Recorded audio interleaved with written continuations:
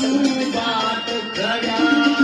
वक्त उठी कर हरिया छोड़ू खेती पासे काम मेरा